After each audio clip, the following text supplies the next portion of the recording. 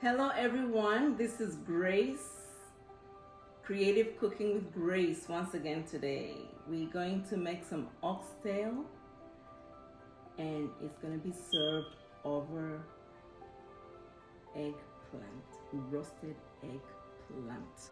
And then we're going to do a side dish of cauliflower rice and cabbage.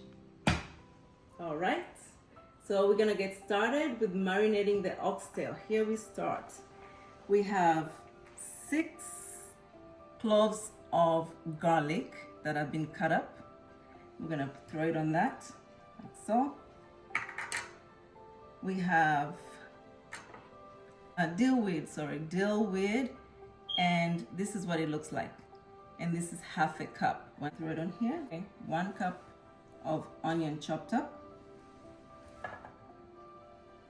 This is 1 cup of cilantro.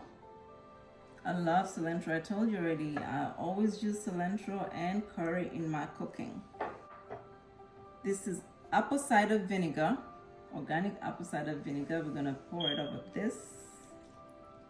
This is 5 pounds of oxtail. This is rosemary, and we're doing 1.5 tablespoon of rosemary. Here is fennel, and it's 2 tablespoons of fennel powder. You can get the seeds and grind them. That's what I do, but in this video I did it ahead of time. And this is 2 tablespoons of curry powder, and this is 1 tablespoon of Himalayan salt. We are going to take this whole thing and let it marinate for about maybe an hour, 30 minutes to an hour. It's going to marinate. I'm going to mix it all up, and then I will put it in a pot, and I'm going to saute and let it brown in these spices and herbs, so that they can go into the meat. They can actually be driven into the meat. The apple cider vinegar is very helpful in that. Any kind of acid, apple cider vinegar, lemon, citrus juices will drive your spices into the meat. So we're gonna saute it and let it brown up. And the tomatoes are gonna come last. These are 2 tomatoes. They make up 2 tomatoes I cut up, and that's what we're gonna use, but we're gonna put them last once the meat is browning up. So I will be right back. All right, here we are done with the marination of our oxtail. So now we're just gonna saute this, brown it up. I no need to put oil because the meat itself has a lot of fat, so you don't need to put any oil, but we're gonna keep browning it. Gonna put it on and keep browning it until it's producing its juices, and then later on we're gonna put the tomatoes. The reason for putting the tomatoes last is you want the spices to cook and soak into the meat before you put the tomatoes. Once you put the tomatoes before these spices get into the meat and browned, what the tomatoes will do is they'll just wash off the spices, the seasoning, so then it will stay in the juices but not necessarily get driven into the meat. In the meantime, we're gonna marinate the eggplant, so we get it ready to be put in the oven. Okay, here we are again. This is the eggplant.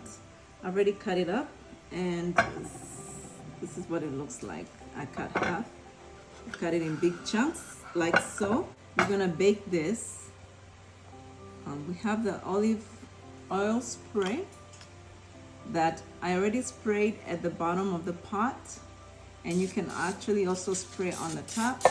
If you wanted to just use, just the regular oil that you don't have this, you can use the regular oil and spray and pour some at the bottom and then the top. This is sea salt. Just spraying, just spraying a little bit over it. You can use cayenne pepper, or you can use the white organic pepper.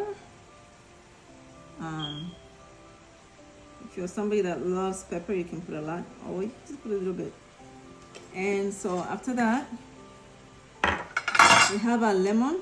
I did 2 lemons, cut them in half, and then you just spray the juice gently on this. And we're gonna bake it for 30 minutes at about 350. Some people, it might be 45 minutes. You can tell from when they get softer, and then you're ready to serve those. So we left it browning, and we've been turning it in between. You didn't see that, but you have to turn it. You don't just ignore it.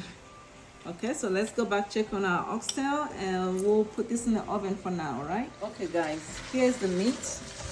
Look at it. Ooh, it looks yummy. This is the oxtail. It's browned. It looks very, very yummy. It's not ready yet. It's not tender yet. So now we're gonna add the tomatoes. There's our tomatoes. And then what we're gonna do next is we're gonna add 2 cups of water, and then we're gonna put it in a dish and put it in the oven at 350 for about 45 minutes. 45 minutes, possibly to an hour, depending on how hot your oven gets. So you kind of have to figure that out. But so far, look at what it looks like when you add everything. So this is the juices is gonna soak in there. And so now from this, we're gonna put it in the oven. We're gonna move on to our rice, our cauliflower rice and cabbage. Again, with our cauliflower rice and cabbage. And I'm gonna show you how I made this. Basically, you have your grater, and you're going to use it to grate. Use the top part, the large holes, and you're gonna grate the cauliflower. You're gonna grate it, and then you're gonna do the same with your cabbage. So I'm going to mix this, and I'm gonna put them in a dish and put it in the oven for 30 minutes so that it can dry up that water, excess water. So it will give us the texture of rice. The cauliflower rice and cabbage. This is how it is when it comes out of the oven. This is how it looks. Now we're gonna saute some onions. Onions are already sliced up, and you can use as much onions as you need. This one is a half an onion. Put some oil in the pan. This avocado oil. You can use olive oil if you choose to. And then we have a cup of shredded coconut that we're gonna add with the onions, and this is a teaspoon of mustard seed. Mustard seed has that little bitter taste, but it's very good. Just a little bit, not too much. Shredded coconut, you can find it in the stores, in the freezer, or you can get the dried coconut that is not sweet, unsweetened, and you can soak it so that it can soak it in some water so that it can get the moisture.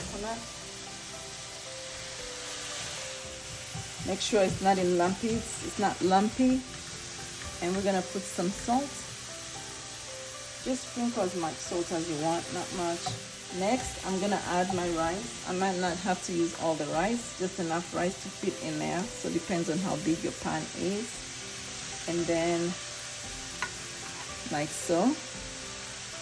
You can put in spices if you want. You can put some pepper, you can put whatever seasoning you choose to. It doesn't have to be plain, but I'm gonna show you the finished product in a minute, okay?